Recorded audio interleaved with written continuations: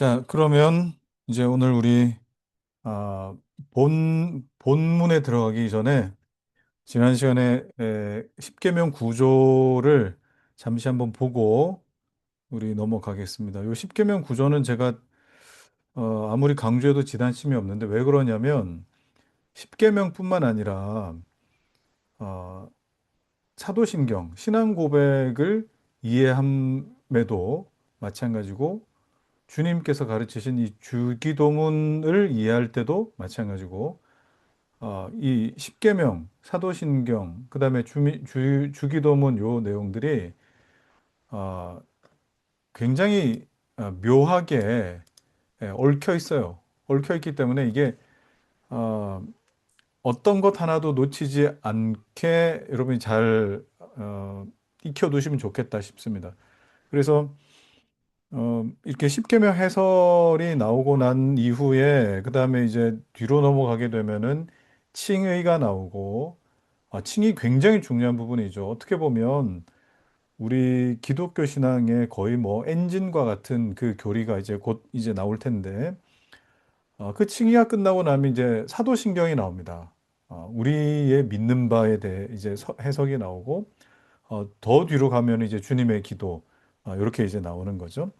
그래서 요 내용들은 꼭 알고 계셔야 된다. 자, 십계명을 보면 칼빈이 이렇게 구조화하지는 않았습니다. 이제 제가 어, 뭐 십계명 제자 훈련을 시키면서 또 기독교 악요의 교리나 그리고 또 우리 뭐 웨스터민스터 교리들을 제가 이렇게 좀 종합해 본 바로는 정말 하나님께서 이 십계명을 통해서 무엇을 말씀하시는가를 여기 보이더라고요. 그래서 여러분들이 보시면은 첫 번째, 두 번째, 세 번째 계명까지 여러분 이렇게 내려오게 되면은 대부분 여기에서 내 존재와 그리고 또 내가 하나님을 대하는 태도나 이런 부분들이 다 정리가 되더라. 제가 말씀드렸어요. 왜 그러냐? 보십시오. 다른 신을 내게 두지 말지니라. 여기 적어뒀듯이 잊게 하지 말라라는 것은 다른 것은 없게 하라라고 하는 그런 의미였다 그랬잖아요. 우리 그 기독교 강요에서 그렇게 나오죠. 하나님만 있게 하려면 하나님이 아닌 것은 없게 해야 되는 것, 하나님만 있게 해야 되는 것, 그죠? 이게 하나님의 존재에 대한 어, 선포, 통보입니다. 하나님이 계시다는 것은 하나님께서 영이시기 때문에, 그죠? 하나님은 영이시기 때문에 에, 우리의 눈으로 보이는 어떤 형상이라든지 심지어 뭐 선악과가 뭐 하나님의 뭐 형상을 가리키는 것이냐 뭐 그렇게도 하는데 선악과나 생명나무조차도 하나님의 어떤 형상을 가리키는 건 아니고요. 하나님은 영이십니다. 하나님이 영이시라는 것은 하나님은 영원이라고 하는 것과 그죠? 그다음에 불변 이런 속성들을 가지고 계시는 영이시기 때문에 그렇다. 그러면 이 영이신 하나님을 인식하려면 어떤 형상으로 인식하는 것이 아니라 뭐로 인식하는 겁니까? 하나님께서 자기 자신을 알리신 그 인포메이션, 정보, 그걸 우리는 뭐라고 부릅니까? 하나님을 아는 지식이라고 하죠. 그래서 인식이에요. 인식이라고요. 그래서 하나님의 존재에 대한 바른 인식은 반드시 뭐로 나타난다고요? 하나님을 향한 바른 태도와 반응으로 나타난다. 하나님을 향한 바른 태도. 그것이 예배와 경배로 나타나더라 하는 겁니다. 자, 그리고 이제 오늘 우리가 살펴볼 안식일을 거룩하여, 안식일을 기억하여 거룩하게 지키라. 라는 그런 부분 이제 살펴볼 테고, 그리고 이제 이쪽 돌판과 이쪽 돌판은 이제 서로 이제 다르게 나올 텐데, 부모 공경으로부터 시작하는 이 웃사람에 대한 부분. 그러니까 부모만 생각해서는 안 되고요. 하나님이 말씀하신 어떤 권위나 또 어떤 내 위에 세워진 어떤 사람들을 대하는 태도, 또 그렇고 살인, 간음, 도둑질, 거짓 증거하지 말아라. 내 이웃의 것을 탐내지 말아라. 탐심은 우상 숭배다. 탐심으로 인해서 우리는 어때요? 하나님이 이럴 것이다라고 하는데 탐심이 하나님을 왜곡시켰고 인간을 향한 탐심이 결국 이런 일들을 나타내게 만들었다. 이렇게 우리가 지난 시간에 살폈습니다. 자, 그러면 오늘은 페이지 122페이지. 네, 122페이지 넷째 계명부터 살펴보도록 하겠습니다. 넷째 계명 뭐죠? 안식일 준수입니다. 안식일 준수. 근데 안식일을 하나님이 얼마나 중요하게 여기셨는가. 그리고 그 안식일이 지금 지금은 이제 안식일 자체를 뭐 안식일 그러니까 유대인들이 지키는 안식일을 지키진 않지만 우리는 왜 주일을 성수해야 되는가 이런 부분에 대해서 오늘 살펴보도록 하겠습니다. 자, 28항 보시죠. 이 계명의 목적은 우리 자신의 기호나 일에 대하여 끝내고 하나님 나라에 대해 명상하며 명상이라고 표현하지만 묵상이라고 표현하는 게 조금 더 좋을 것 같아요. 묵상하며 하나님 제정하신 방법으로 그 묵상을 실천하라는 것이다. 그러면 이 안식에 대해서 우리가 기본적으로 지켜야 할 어떤 바라봐야 할 것은 우리의 기호, 그다음에 우리의 일에 대해서 끝내라라고 했는데 이 끝내다라고 하는 이 제가 라틴어 원전을 좀 봤어요. 봤는데 뭐라고 또 번역을 할 수 있느냐면 죽이고 죽이고 그러니까 우리의 기호나 일을 죽이고 라고도 번역이 가능한 말이에요. 그리고 멈추고 이건 조금 소프트하게 죽이고는 굉장히 하드하게 표현한 말. 여기서는 이 끝내고라고 이렇게 표현했는데 우리의 일들을 우리의 일의 그 관성들을 죽이고 멈추고 하나님 나라에 대해서 하나님께서 정하신 방법으로 그러니까 1계명과 2계명의 어떤 이 방법으로 뭐 해야 되는 거예요? 3계명을 지키는 고유한 날이라는 거예요. 그러니까 4계명은 뭡니까? 4계명은 결국 1에서 3계명을 담아내는 또는 실천하는 어떤 바탕이 되는 거죠. 그릇이 되고. 그렇습니다. 그것으로 여러분들이 기억하시면 좋겠어요.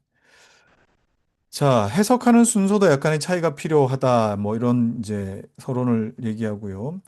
그리스도가 강림하셔서 다른 상징들과 함께 폐기된 일이, 즉, 어느 하루를 외면적으로 지키는 일이 이 계명에 포함되었기 때문에 예수 그리스도를 제외하고서 이 부분을 다룰 수는 없다. 뭐 이런 이야기죠. 그러므로 우리는 더 깊이 해석하며 이 계명을 준수하는 세 가지 조건이라고 생각되는 것을 숙고해야 한다. 자, 첫 번째는 뭡니까?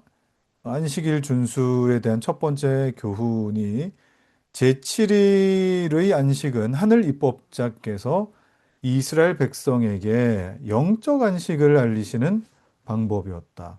자, 처음에는요, 이 육적 안식이 아니라 영적 안식입니다. 우리가 생각할 때 우리는 지금 일주일 중 하루를 생각하면은 여러분들은 어떻게 생각하십니까? 뭐 물론 정말 하나님을 향한 고백으로 주일을 지키는 그런 경우도 있지만 좀 어때요? 주일이 한 3시쯤 지나고 이제 5시쯤 되고 그러면은 막 내가 그 그러니까 휴일이죠, 휴일.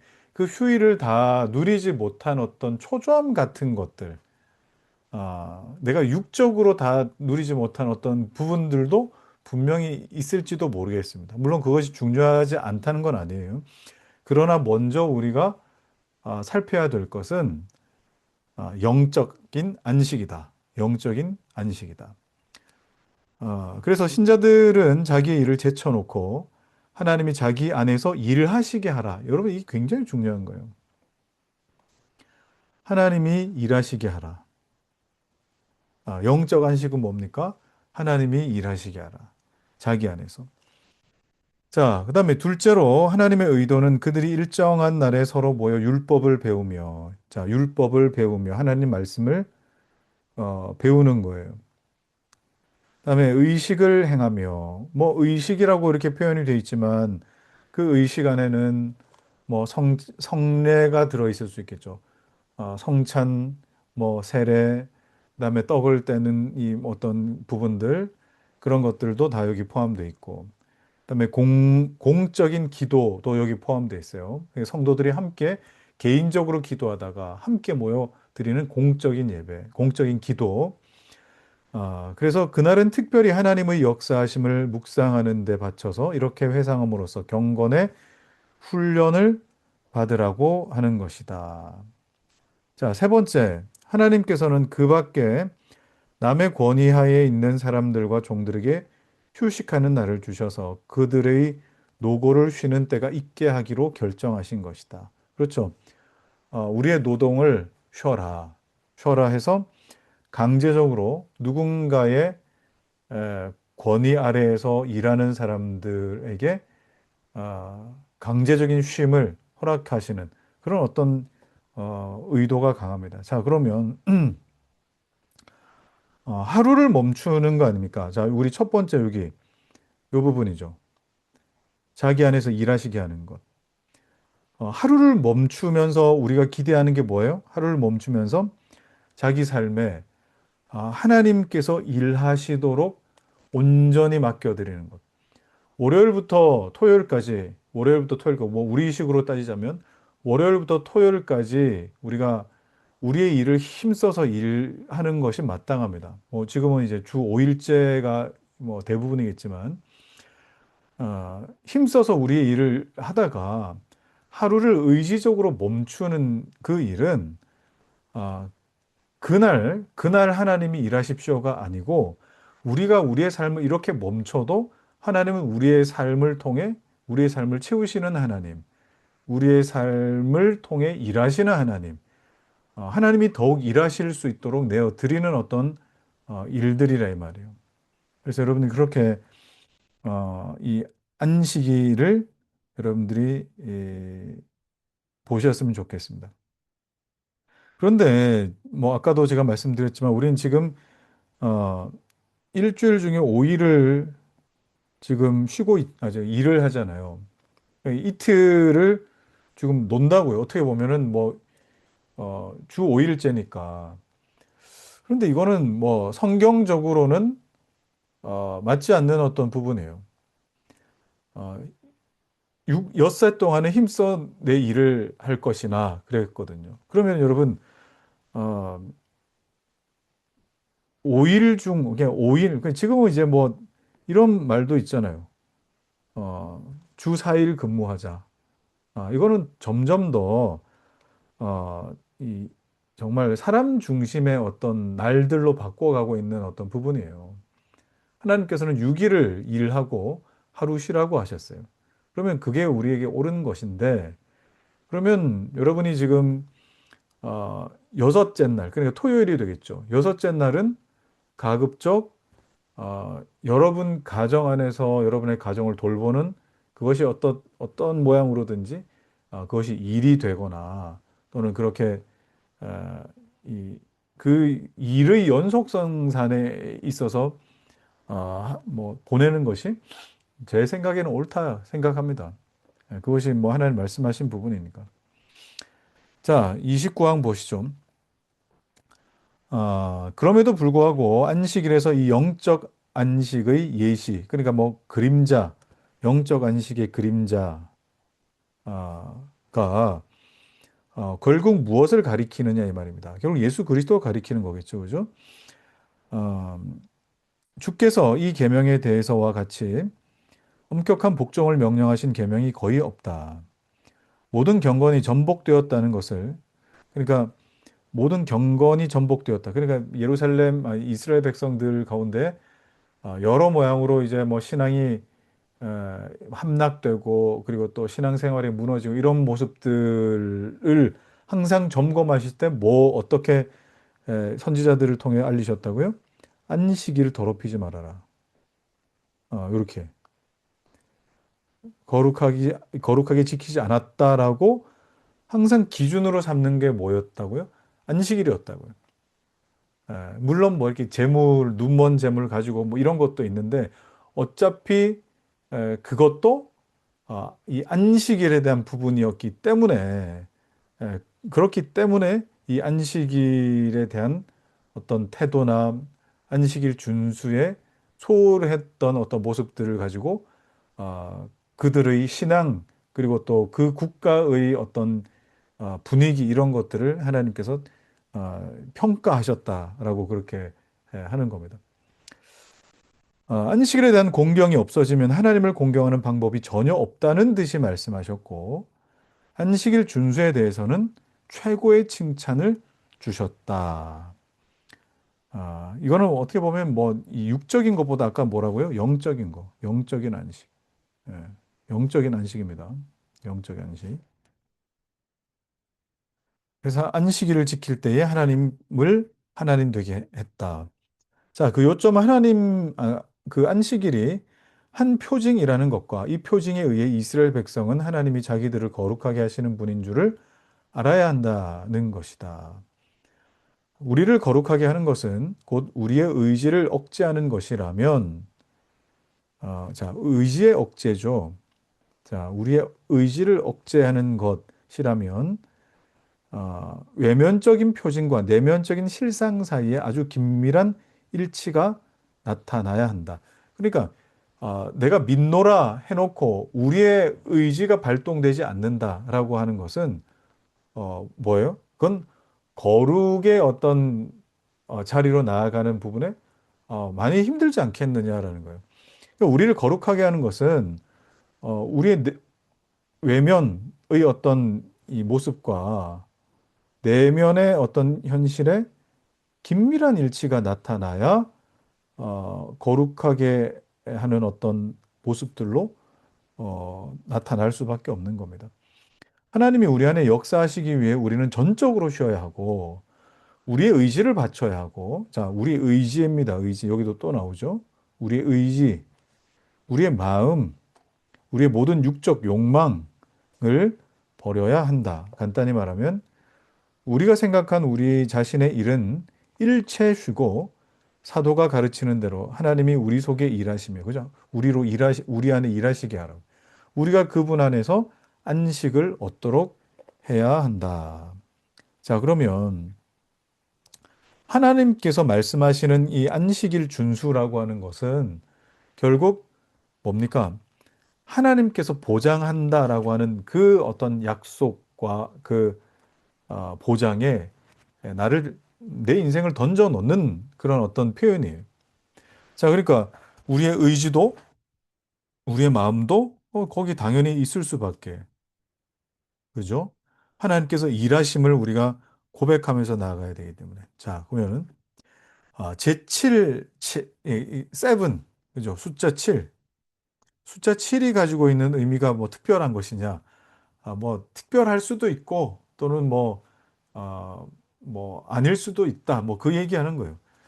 자, 일곱이라는 숫자에 대해서 이 수는 달리 해석할 수도 있는데, 그러니까 뭐 완전수 뭐 이런 말 있잖아요. 이걸 달리 해석할 수도 있는 게 뭐냐면, 마지막 날이 오기까지 아직 완성되지 않으리라는 것을 알리셨다라는 것이다. 자, 이게 무슨 말이냐? 제 7일이 계속 반복되잖아요. 이 7일마다 그 일곱 번째 날이 반복되게끔 하셔서 아직 그 안식은 안식일이지만 완전한 안식은 아니다. 그래서 매일매일 하나님 안에 있는 복된 안식을 가지기 시작하고 매일 새로운 전진을 성취한다. 완전한 안식을 향하는 연습이어야 된다는 거예요. 그죠? 그러나 아직도 육과의 싸움이 계속되고 있기 때문에 매 월삭과 매 안식일에 대한 이 이사야의 말이 실현될 때까지는 그걸 어떻게 해요? 연습 계속 해야 된다 이 말이에요.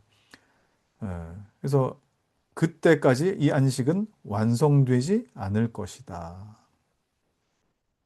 그러므로 주께서는 일곱째 날을 통해 마지막 날에 자기 안식이 완성될 것을 백성에게 대략 알리시며 그들이 평생 안식에 대해 끊임없이 묵상함으로써 이 완성을 동경하게 만들려고 하신 것으로 볼 수 있다. 그래요. 이 안식은 완전한 안식에 대한 어떤 그림자와 같습니다. 자, 30이랑 보시죠.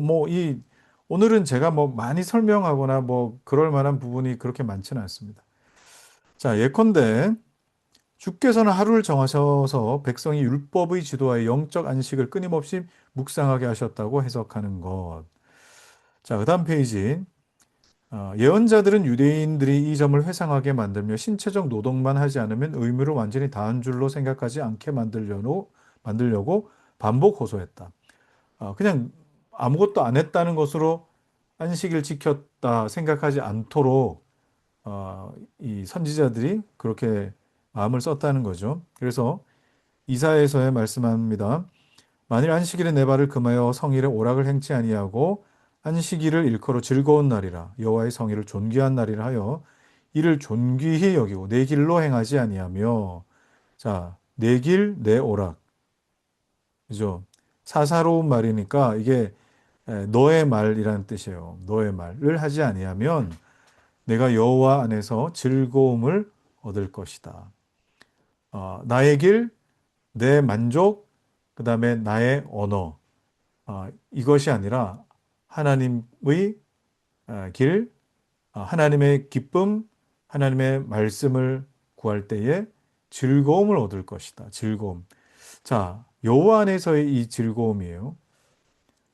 여러분, 주의를 지킬 때에 여러분 이것을 꼭 얻으셔야 됩니다. 하나님 안에서의 즐거움이 있으셔야 돼요. 즐거움. 그러나 주 그리스도께서 오심으로써 이 계명의 의식적 부분이 폐지된 것은 의심할 여지가 없다. 그러니까 그냥 날이죠. 날. 어떤 날을 지킴. 날 지킴이라고 하는 것은 폐지됐다는 거예요. 그리스도 자신이 실상이시기 때문에 그가 계신 곳에서는 모든 상징이 사라지며 그가 본체이심으로 그가 나타나실 때 그림자는 버려지기 때문이다. 그는 안식의 진정한 실현이시다. 우리가 세례받음으로써 그와 함께 묻혔고 연합하여 그의 죽음에 참여한 목적은 그의 부활에 참여함으로써 새로운 생명으로 살려는 것이다. 자, 그렇기 때문에 제가 주일날도 말씀드렸죠. 그냥 보혈만 계속 덮고 십자가 이게 아니라 아, 부활, 그 부활의 능력이 우리에겐 특별한 의미가 되어서 주일을 지키는 겁니다. 나중에 이제 뒤에도 나옵니다만 부활이 주일을 지키는 동력이 된다 말이에요. 골로새 2장 17절 장래일의 그림자이나 몸은 그리스도의 것이니라. 바꿔 말하면 그리스도는 본체이시고 여기에 대해 바울은 이 구절에 설명했다. 이 일은 어느 하루에만 국한되는 것이 아니라 우리가 자신에 대해 완전히 죽고 하나님의 생명으로 충만할 때까지 우리 일생을 통해서 있을 일이다. 따라서 그리스도인들은 나를 미신적으로 지키는 것을 철저히 피해야 한다. 자, 이걸 여러분들이 오해 없이 들으셔야 될 것 같습니다. 나를 미신적으로 지키는 것. 자, 유대인들 같은 경우에는 정말 철저하게 안식일을 지켰어요. 어, 6월절이 시작된, 그 안식일이 시작되는 금요일 저녁이죠. 금요일 그 오후부터 철저하게 출입을 통제하고, 그 다음에 음식이라든지, 그 다음에 이 안식일 규례를 철저하게 지켰어요. 그러면 그거, 외적인 어떤 형태죠. 그죠? 외적인 형태. 이 부분 아닙니까? 이 부분. 이 부분. 의식적 부분. 이거를 지키면 안식일을 지켰노라라고 그렇게 생각을 했는데, 이렇게 하는 게 뭐라고요? 이건 미신적으로 지키는 것이다. 라는 거예요. 그런데 여러분이 주일을 지키면서도 주일날 내가 예배를 드리고 그리고 예배 끝나고 어떤 프로세스를 다 거치고 집으로 오면은 내 안에 정말 여호와 안에서 얻는 그 즐거움은 별로 없고 그냥 피곤하기만 하고 예? 그냥 계속 피곤하기만 하고 집에 와서 그냥 다 뻗어서 자고 뭐 즐거움이라는 건 없고 그냥 뭐 오늘도 뭐 잘 해냈다 정도라면은 여러분 이건 미신적으로 지키는 거예요, 이거는. 물론 몸이라고 하는 것이 뭐 이렇게 저렇게 사람을 대하고 하면 피곤할 수는 있겠지만 거기서 그냥 교회 갔다 오면 다 지쳐가지고 털려가지고 그렇게 오는 것이 정말 주의를 지키는 어떤 의미겠는가를 생각해 보셔야 됩니다. 자, 넷째 계명 어느 정도까지 외적 법규를 벗어나는가? 자, 안식일은 폐지되었으나 우리는 여전히 일정한 날에 모여 말씀을 듣고 신비의 떡을 떼며 공중 기도를 드려야 한다. 자, 요게 뭡니까? 이건 질서예요. 우리가 안식이라는 것을 폐지됐지만 일정한 날, 우리는 주일로 지키지 않습니까? 일정한 날에 모여 말씀을 듣고 신비의 떡을 떼며 성찬이죠. 공중 기도, 성도들이 다 함께 모여서 기도하는 거. 말씀, 성찬, 그다음에 공중 기도. 이것을 여전히 한단 말입니다. 그리고 종들과 노동자의 노고를 쉬게 해줘야 된다. 쉬게 해줘야 된다. 근데 요즘은 뭐 토요일도 쉬니까 뭐 토요일은 충분히 쉴 수 있겠다 싶은 생각은 들어요. 주께서 안식일을 명령하셨을 때에 이 두 가지 점, 그러니까 공적인 예배의 형태와 그리고 육체적인 휴식을 고려하셨다는 거예요. 육체적 휴식. 그러면 영 예, 공적 예배에서는 뭡니까?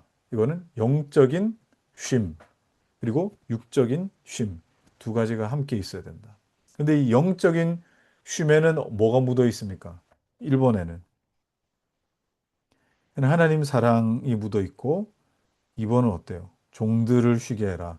이건 이웃 사랑이 묻어 있죠. 그죠? 네. 그러니까 안식일을 준수함은 어떻게 보면 이제 첫 번째 돌판에서 두 번째 돌판으로 이렇게 넘어가는 어떤 뭐라 그럴까 그 좀 이렇게 그 뭐라 그러죠? 그라데이션이라 그래야 되나? 네? 요 부분이 분명히 존재하는 부분이에요. 네. 자, 신명기에 나오는 그 십계명 내용에는 출애굽기랑 좀 다르게 너같이 안식하게 할지니라 그랬어요. 안식하게 할지니라. 그러니까 우리가 안식일을 지키는 것은 다른 누군가도 마찬가지로 안식하게 만드는 이것이 중요하다. 하나님 말씀에 교회 집회를 우리에게 명령했고 우리는 일상 경험으로 모임이 얼마나 필요한가를 안다. 그러나 집회 제도와 일정한 날이 없으면 어떻게 이런 모임을 가질 수 있겠느냐. 아, 날 자체를 미신적으로 믿어서는 안 돼요. 그러니까 나를 지키느냐 마느냐 뭐 여기에 이제 막 그 함몰돼서는 안 되겠지만 어떤 특정한 날과 그리고 또 그 날에 모이는 그 모임과 그리고 그 모임에서 나누어지는 뭐예요? 참 다양한 은혜와 이 부분에 대해서 참 귀하게 여겨야 된다라는 겁니다. 예정과 규정이 없이는 적절한 이 적절과 질서를 유지할 수 없으며 따라서 교회가 즉시 혼란과 파멸에 빠질 위험성이 있다. 자, 그래요.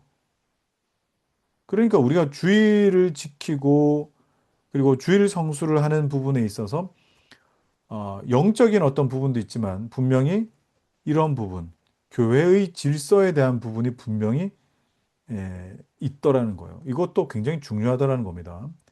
주께서 유대인들의 곤란을 완화시키기 위해서 안식일을 제정하셨고, 우리도 같은 곤란을 느낀다면 아무도 이 일이 우리와 관계없다고 주장하지 말라. 우리의 지극히 천명하시고, 어, 이 자비하신 하나님께서는 유대인들에게 필요한 일에 못지않게 우리에게도 마땅히 그렇게 하셨다. 혹자는 우리가 날들의 구별을 일체 철폐하고 매일 모이면 되지 않느냐고 물을 것이다. 그렇게 할 수만 있으면 얼마나 좋을까? 자, 여러분 이렇게 좀 해보셨나 모르겠어요. 매일 교회 나와보셨어요, 혹시? 예. 그러니까 제가 뭐 목사이기 이전에, 뭐 사역의 길로 접어들기 이전에도 매일 교회 가는 게 좋았던 그 기억이 있어요.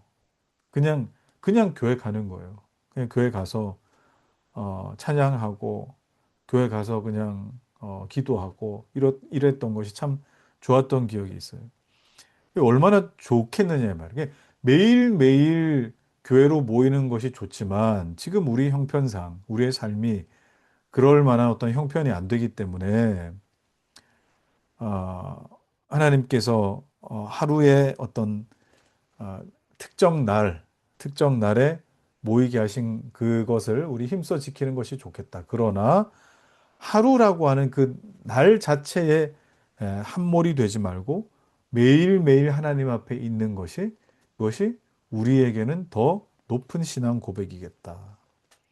그러면 왜 우리는 주의를 지키는가 한번 보시죠. 그러면 왜 우리는 주의를 지키는가?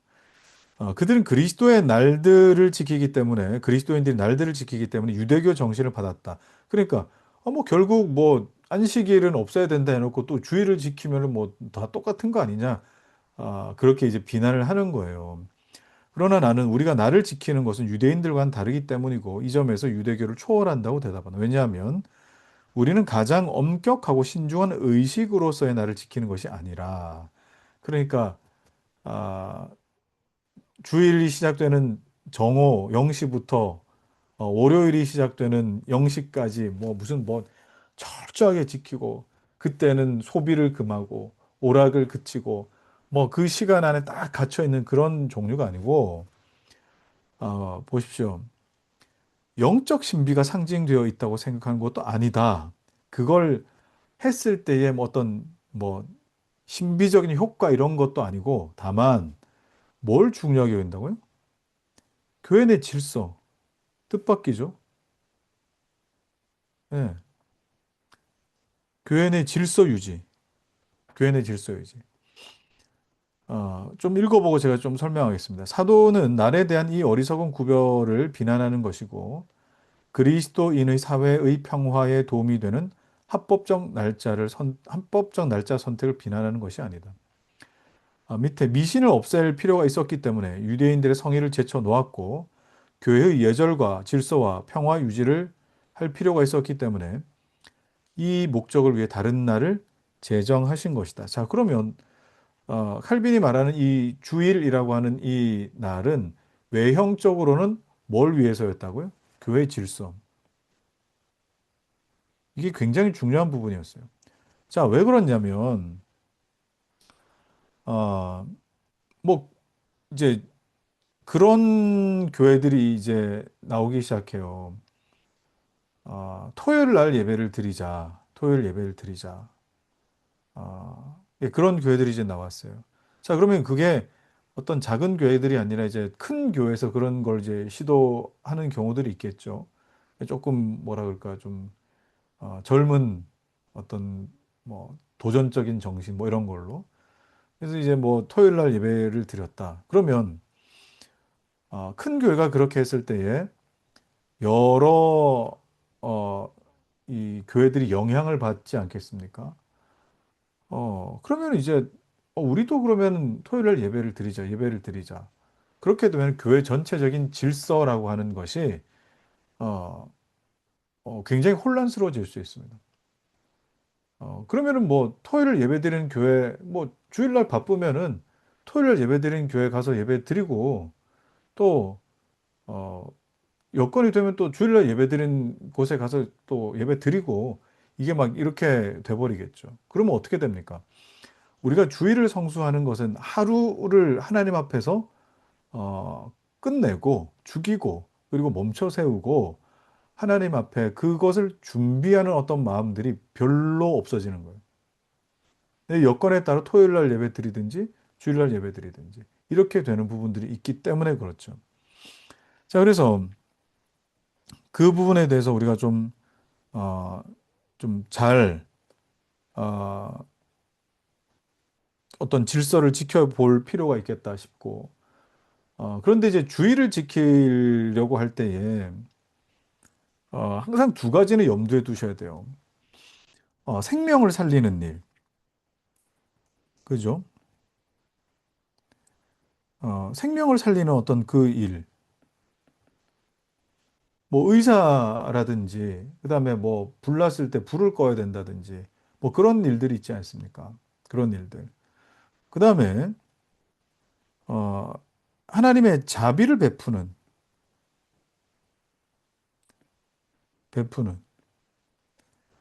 어, 자비를 베푼다라고 하는 것은 뭐 생명을 살리는 이거는 어떻게 보면은 어, 뭐라 그럴까 정말 긴급한 어떤 일들에 대한 부분일 것이고 자비를 베푸는 어떤 차원이라고 한다면은 이웃들을 구제하고 또 정말 이 고아들을 돌보고 뭐 소외된 자들을 그러면 이런 어떤 일들에 대해서는 여러분 뭐 어떻게 생각합니까?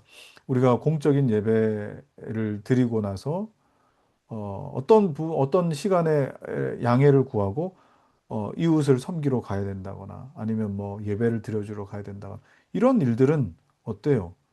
안식일이라도 우리가 이 주일이라도 얼마든지 그럴 수밖에 없는 또 그 부분에 대해서 이렇게 닫혀 있지는 않습니다. 그런데 어, 교회의 공적인 질서, 공적 질서, 예, 공적 질서와 평화를 항상 염두에 둔 채 다른 누군가가 시험에 들지 않도록 하는 것. 이것이 반드시 생각하고 고려되어야 될 부분이겠다 하는 겁니다. 이 부분에서 나중에 질문 있으시면 질문하십시오. 자, 34항 보시죠. 그러나 고대인들이 우리가 말하는 주일로 안식일을 대신한 데는 신중한 고려가 없지 않았다. 고대의 안식일이 대표한 저 진정한 안식은 그죠? 여기 나오죠.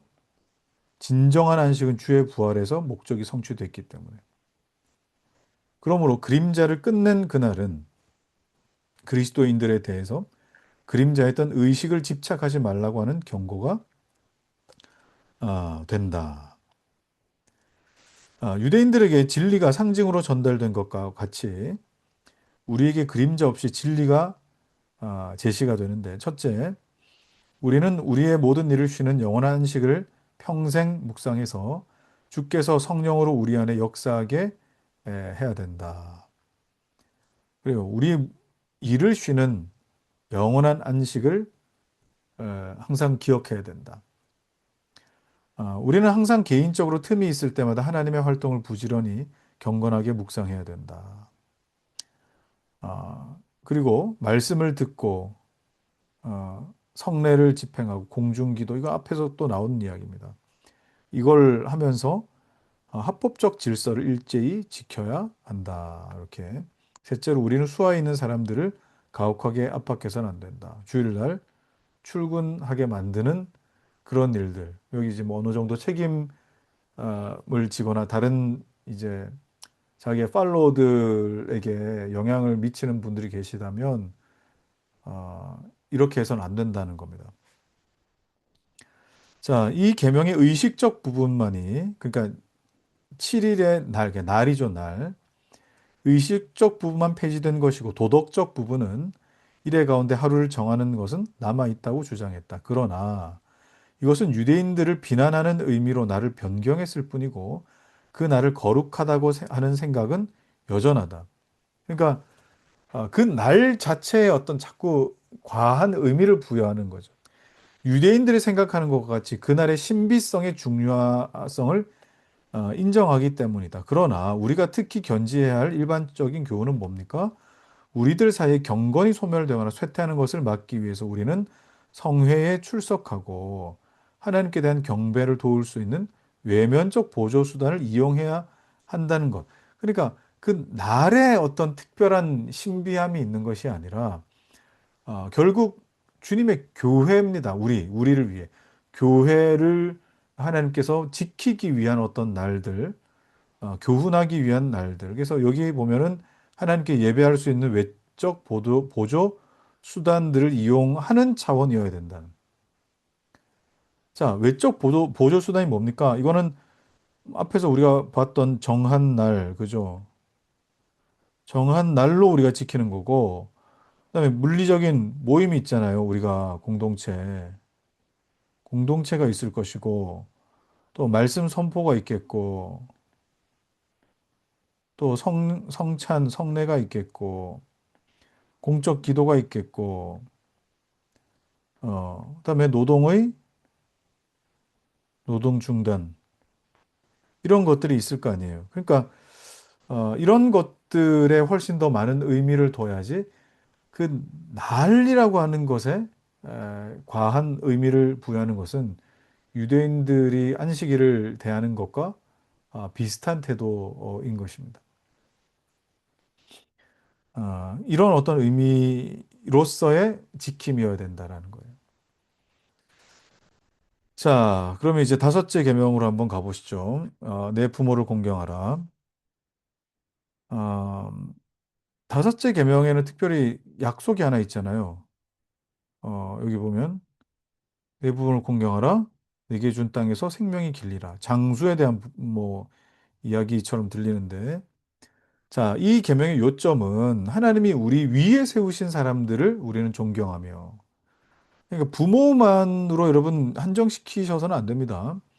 우리 위에 세우신 사람을 존경하며 경의와 순종과 감사로 대해야 한다. 따라서 우리가 멸시, 고집, 배은, 망덕 등으로 그들의 존엄성을 손상하는 것 금지. 그죠? 공경한다는 말은, 자, 여러분 잘 들으셔야 돼요. 공경한다는 말은 성경에서 의미가 넓은데 이런 존경의 의미도 있어요. 잘 다스린 장로도 배나 존경할 자로 알라.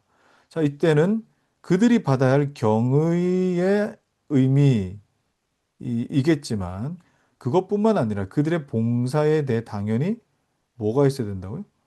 보상이 있어야 된다. 보상이. 자, 그럼 부모를 공경하라 했을 때 제가 항상 주례할 때 빼뜨리지 않는 거 있죠? 부모 공경은 뭐로 한다고? 돈으로 한다고. 지갑을 열라 그랬어요.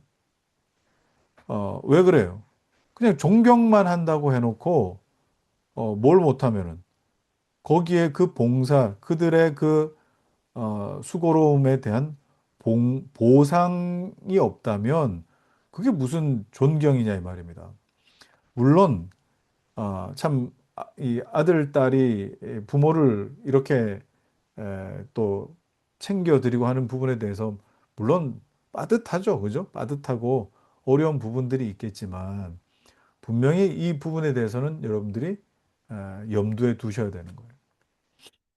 하나님께서는 윗자리 가운데서 그 본질상 가장 인자하고 남의 시기도 가장 받지 않는 종류, 그러니까 부모죠. 그죠? 윗사람들에 대한 부담감과 불편함이 제일 적은 부모. 자, 이렇게 하시면 우리의 마음을 부드럽게 해서 복종할 습성을 주시기 때문에 이렇게 말씀을 하신 것이다.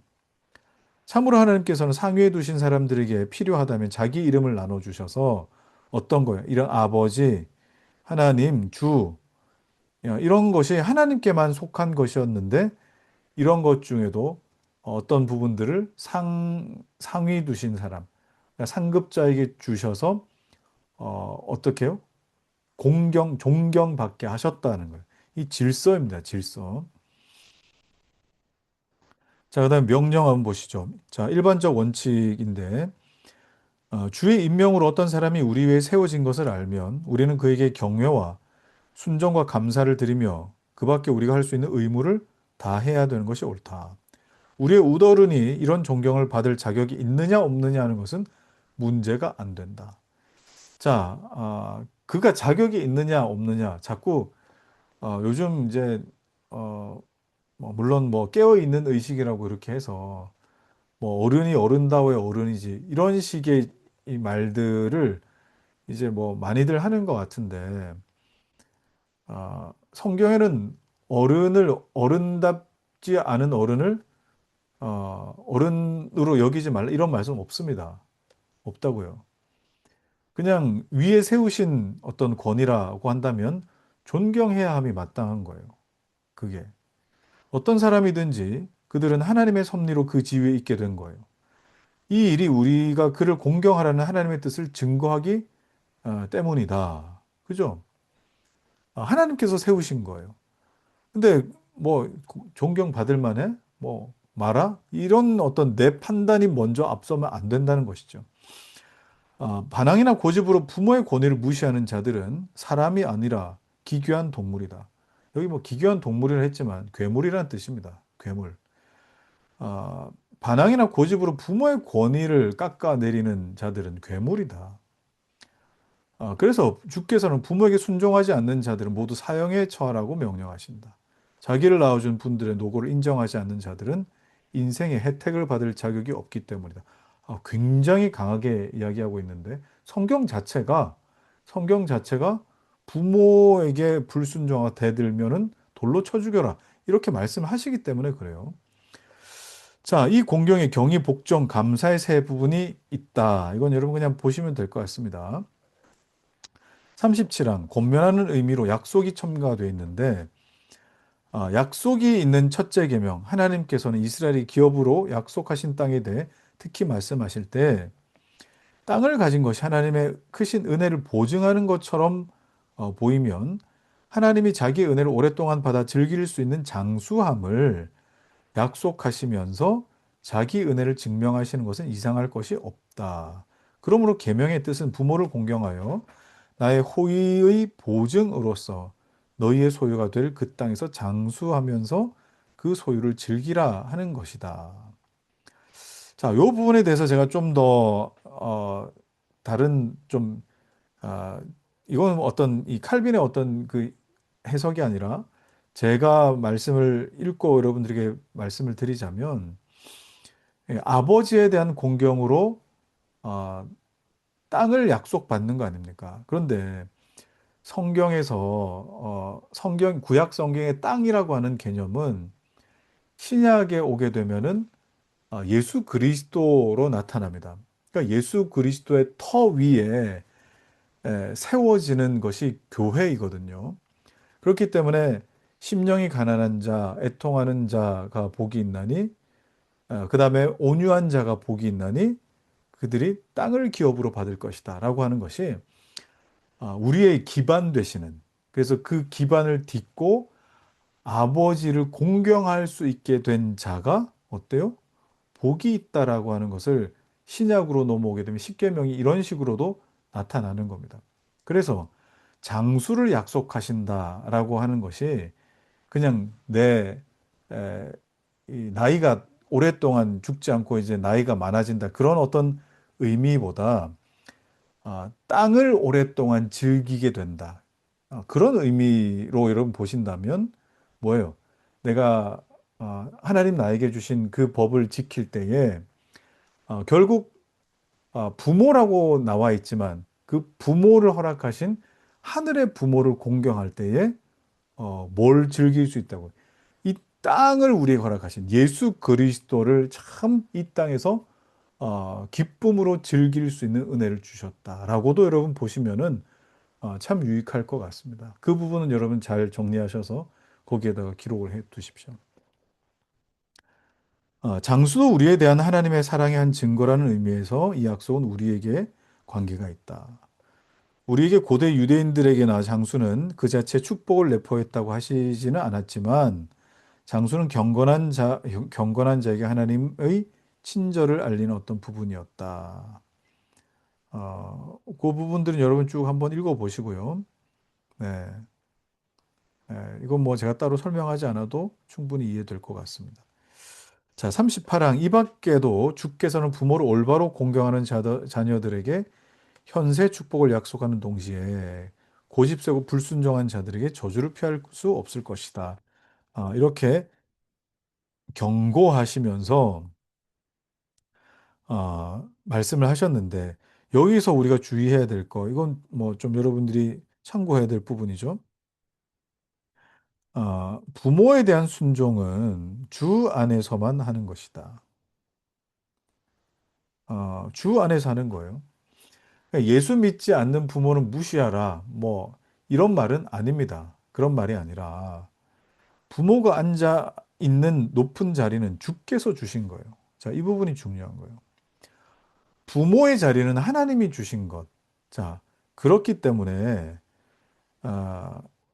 하나님께서 그들에게 하나님의 영광 일부를 나눠 주셨기 때문에 자녀에게 공경받는 거죠. 그러므로 그들에게 순종하는 것은 가장 높으신 아버지를 공경하는 한 걸음이어야 한다. 자, 이 부분도 중요합니다.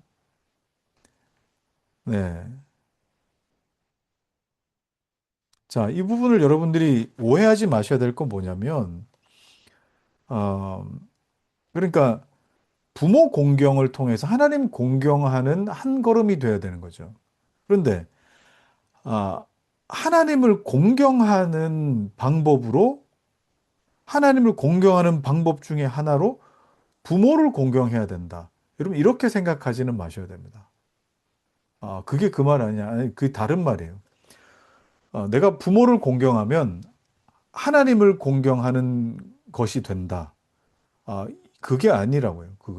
그것이 아니고 부모를 공경하면서 하나님 공경하는 것을 연습해가는 어떤 부분인 것이지 내가 부모를 공경했다고 하나님을 공경하게 되는 일은 아니라 이 말. 그러면은 부모가 원하면은 내가 다 부모에게 순종하고 발 맞춰주고 부모님이 뭐 주일날 여행 가자 그러면 여행 따라가고 그게 하나님을 공경하는 일이 되느냐? 그게 아니라는 뜻이죠. 그죠? 따라서 그들이 우리를 자극하여 율법을 어기게 한다면 우리는 그들을 우리의 부모가 아니고 우리를 참 아버지에게 순종하지 못하게 하는 이방인이라고 인정할 권리가 있다라는 거예요. 이거는 제가 뭐 몇 번 말씀드렸기 때문에 어, 이 주 안에서 부모에게 순종하라 이것이 옳으니라라고 하는 것이 바로 이런 뜻입니다. 그래서 그들이 높은 지위를 가진 것은 하나님이 높으시기 때문이다. 그들은 마땅히 우리를 높으신 하나님께로 인도해야 한다. 이게 부모의 사명이라고 이게. 하나님과 충돌하는 권위는 여러분 인정할 수가 없는 겁니다. 이거는 여러분 부모에게 뿐만 아니라 세상의 권세, 그죠? 여러분 뭐 일할 때 직장 상사, 뭐 그다음에 뭐 이 세상의 뭐 위정자들도 마찬가지겠죠. 하나님과 충돌하는 권위는 인정할 수가 없어요. 제 아무리 대단한 뭐, 뭐, 대통령이라 할지라도, 그다음에 뭐 어떤 뭐 권세를 가진 뭐라 할지라도 하나님과 충돌하는 권위는 인정할 수가 없다. 자, 여섯째 계명, 살인하지 말라. 이건 간단합니다. 어, 인류 전체에 일종의 통일성이 있도록 한데 묶어두셨다. 자, 그러면 여러분, 어, 4계명도 그렇고 5계명도 그렇고 6계명도 그렇고 지금 칼빈이 질서에 대한 부분을 굉장히 많이 강조하고 있다는 걸 여러분 아셔야 돼요. 그죠? 질서. 이웃의 신체를 해할 일은 폭행, 상해, 기타 어떤 것이든 일체 금지. 따라서 이웃의 생명을 구하는 데 도움이 되는 것은 무엇이든지 충실히 이용하라고 명령하신다. 자, 이 부분이 아까 안식일을 지킬 때에 비록 정말 주일을 성수하고 안식을 해야 됨에도 불구하고 이런 부분이 있으면은 어때요? 이 부분에 하나님께서 우선적인 예외적인 조항을 두셨죠, 그죠? 어, 그들의 평화에 도움이 되는 것이 무엇이든지 하라. 해로운 것이면 막아내라. 이웃이 위험한 처지에 있으면 도와줘라. 하나님의 입법자로서 이렇게 말씀하신다는 걸 생각한다면 어, 그는 이 원칙으로 우리의 영혼을 인도하려고 하신다. 우리도 누군가에게 그렇게 보호받고 친절을 받으면서 하나님 앞에 지켜지는 거예요. 지켜지는 거. 그죠?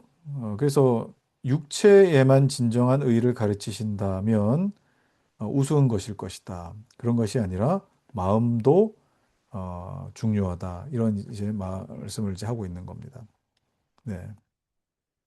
자, 그렇기 때문에 여러분들이 이 일을 해도 여러분들이 사회에서 일을 하거나 또 뭐 이렇게 해도 사람들에게 뭐가 돼야 돼요?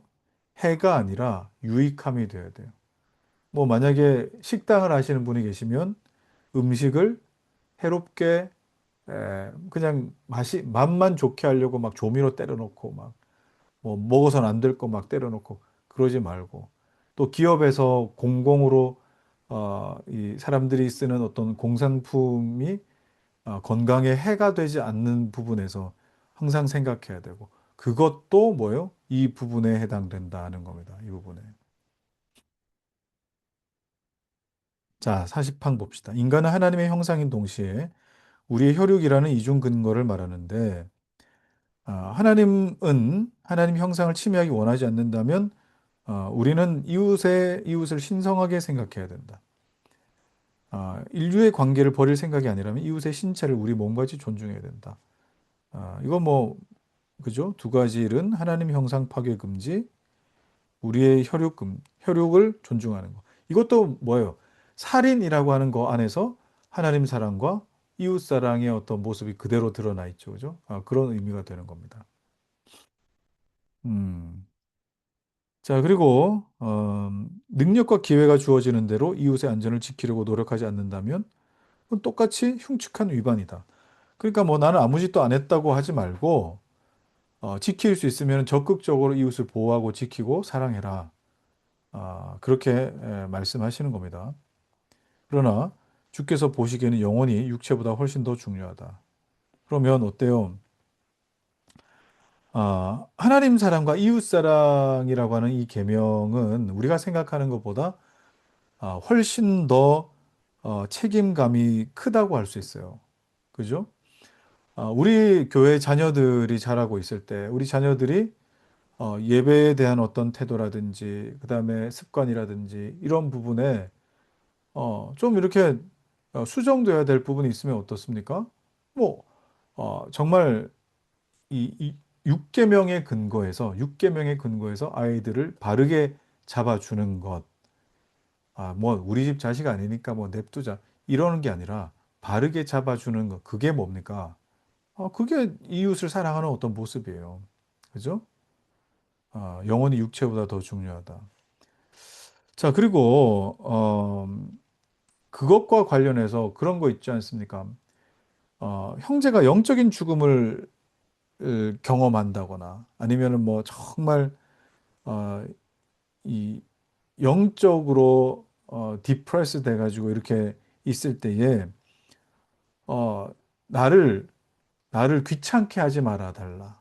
뭐 그럴 때가 있잖아요. 그러니까 내가 알아서 할 테니까, 내가 알아서 할 테니까, 그냥 내버려 달라. 이렇게 할 때 내버려 두는 것이 옳으냐?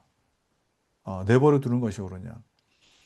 어, 6계명에 비추어 본다면은요. 여러분 이게 내버려 두는 것 역시 뭐가 되는 거예요? 이거는 어, 영혼이 육체보다 더 중요하다고요. 그죠? 그래서 영혼의 안전을 위해서 얼마나 많은 열성과 노력을 다해야 할 것인가를 생각해야 된다라는 겁니다. 자, 마지막 이제 이것만 봐야 될 것 같아요. 이제 일곱째 계명. 이게 조금 내용이 있는데 그래도 요거까지 다 끝냅시다. 오늘 이거 끝내야 될 것 같아요. 하나님이 정숙과 순결을 사랑하심으로 간음하지 말라요. 우리는 모든 부정을 멀리해야 한다는 것인데 요약하면 우리의 우리는 육의 추악이나 정욕의 나무에 더럽혀져는 안 된다. 음행은 모든 정의 귀착점이며 육체에 낙인을 찍는 점에서 자, 육체에 낙인이 생기는 것에서 추악함이 생긴다라는 거예요. 육체에. 아, 자, 이 문제에 대한 충분한 대책으로 결혼 제도를 제정하셨어요. 하나님께서 음행을 해결하기 위해서 결혼 제도를 만드셨다고. 그의 권위에서 출발한 결혼 생활을 축복으로 성별하셨다. 따라서 결혼이 아닌 남녀의 결합은 하나님 보시기에 저주받은 것이다. 자, 여러분, 자녀들 어, 말씀을 잘 하십시오. 자녀들한테. 결혼이 아닌 남녀의 결합은 이 세상이 뭐라고, 뭐, 사랑이라고 하든, 뭐라고 정의를 하든, 하나님 보시기에는 저주받은 거예요. 반드시 기억하셔야 돼. 우리가 무절제한 정욕에 빠지는 것을 막는 데 필요한 대책으로 결혼 생활이 제정되었다는 것은 분명하다. 그러면 결혼하지 않은 남녀의 동거 생활은 반드시 하나님의 저주를 받는다고 들을 때 우리는 자기를 속이지 말아야 한다. 자기를 속이지 말아야 한다는 말이 무슨 말입니까? 한번 살아보고 맞으면 궁합이 잘 맞으면 그때 결혼하겠다. 굉장히 저주스러운 일이에요, 여러분 이거는. 어, 이건 세상이 정의한 방법이에요. 세상이 정의한 방법. 여러분 절대 이 부분에 대해서 한치의 양보도 없어야 할 것입니다. 자, 하나님이 특별한 은사로 놓아주신 사람이 아니면, 자, 특별한 은사로 놓아주신 이 부분은 독신입니다. 독신.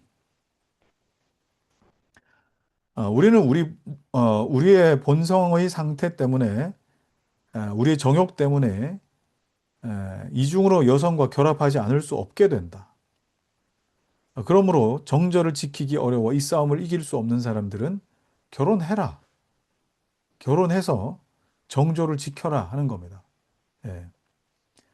하나님께서 자기가 정하신 길을 걷는 사람들만을, 그러니까 독신의 은사, 독신의 은사를 주신 사람들은 어때요? 그들에게만, 그렇게 부르신 사람들에게 하나님 그 은혜를 주시는 거지. 그냥 하나님께서 은혜 주신 것과 상관없이 그냥 나는 독신의 길을 걷겠다. 뭐 자기의 뭐 어떤 고결함을 그런 식으로 나타내 보이겠다. 이런 식으로 하는 것은 이거 지금 누구를 지금 까는 거겠어요. 어, 로마 가톨릭의 사제들을 지금 이 하는 거 아니겠습니까? 그죠? 어리석고 겸손한 노력하는 사람들은 하나님의 소명에서 떠나는 것이다. 주께서는 정절을 하나님의 특별한 선물이라고 확인하신다. 그죠? 이거는 소수의 지체에게만 주시는 것. 이거는 뭐 아무나 그렇게 할 수 있는 것이 아니고, 그죠? 그래서 주께서 우선 천국을 위하여 스스로 고자된 자를 구별하신다. 허락된 자들 뿐이다. 자, 그러니까 독신을 남용하지 말아라 하는 겁니다. 우리 능력의 정도에 합당한 생활 방식을 취하지 않는다면, 우리는 하나님과 하나님 정해주신 우리의 본성에 항거하는 것이 아닌가. 주께서는 간음을 금하신다. 따라서 순결과 정조를 요구하신다. 순결과 정조를 보존하는 길은 단 하나뿐인데 자기의 표준으로 자기를 측정하는 것. 그러니까 내 스스로에게 정직하라는 거예요. 나는 내 주변에 사람이 없으면 너무 외롭고, 그리고 뭐 솟구치는 이 정욕을 감당할 수가 없고, 그러면서도 뭐 어떻게 혼자 살 궁리를 하고 있다. 또 일 때문에 나는 결혼을 할 수가 없다는 식으로 핑계 대지 말라는 거예요. 결국 그게 자기를 집어삼키게 될 테니까. 아, 이 축복을 얼마 동안 받은 사람이 많기 때문에 독신을 어, 계속하기에 적합한 동안만 결혼을 단념하고 정욕을 억제할 힘이 없어지면 그냥 결혼해라는 거예요. 예? 이제는 하나님이 그 은혜를 거두어 가셨기 때문에. 자, 고린도전 7장에 나오는 말씀을 보면은 남자의 대부분은 무절주의 죄를 짓는 것. 남자의 생리와 생태가 그렇습니다. 이 정욕에 대해서 대부분 무절제하다는 거예요. 자, 두 번째, 그런 사람들은 불결과 싸우는 유일한 대책에서 피난처를 구하되 한 사람도 예외가 없도록 명령한다. 이게 뭡니까? 어, 결혼하라고요, 결혼. 결혼. 자, 바울은 마음의 순결과 몸의 정조를 합쳐서 정절이라고 부른다. 정숙과 정조. 결혼한 남녀가 어, 자기들의 결합을 하나님 축복하신다 인정되면 동시에 그들은 정욕을 억제하지 않고 방탕하게 되어 결혼을 더럽혀서는 안 된다. 그냥 결혼했다고 이 아내와 남편 사이에 결혼이라고 하는 어떤 제도 안에서 이런 부분이죠. 극단적 음탕에 빠지지 말아야 한다. 예. 결혼 생활에 수치나 체면을 개의치 않는 사람은 자기 처를 가늠한 자라고 불렀다. 그게 뭡니까? 아내는 남편을 신중하게 대하고 남편은 아내를 신중하게 대하는 부분이 있어야 되는데 이걸 그냥 수치스럽게 뭐 밖에 나가가지고 뭐 우리 남편이 어떻다, 뭐 아내가 어떻다, 막 이렇게 막 떠벌리고 이런 것은 뭡니까? 자기 처를, 자기 남편을 간음하는 자다. 이런 식으로까지 표현을 했어요. 자, 우리의 음행을 금하는 동시에 문란한 의복, 문란한 의복, 어, 음탕한 몸짓, 추악한 말, 자, 이런 걸로 유혹하는 것도 허락하지 않는다. 간음하지 말라는 것에 이런 부분도 포함되어 있는 겁니다. 따라서 순종하고자 노력하는 자들은 마음속에 악한 음욕이 타오르거나 눈이 타락한 욕망으로 달리는 것이나 몸에 음탕한 장식을 하는 것이나 추잡한 말로 생각을 더럽히는 것이나 욕망이 무절제한 생각으로 타오르게 하는 것을 일체 허락해서는 안 된다. 이렇게 이제 우리 정의할 수 있을 것 같습니다. 자, 오늘 뭐 제가 특별히 설명할 부분이 별로 없었는데, 어, 네, 그렇고요. 자, 우리 기도 일단 하고 마무리하도록 하겠습니다. 하나님, 오늘 10계명의 4계명부터 7계명까지 살폈습니다.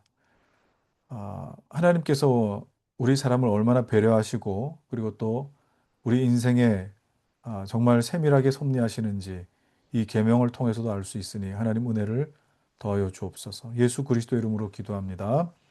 아멘.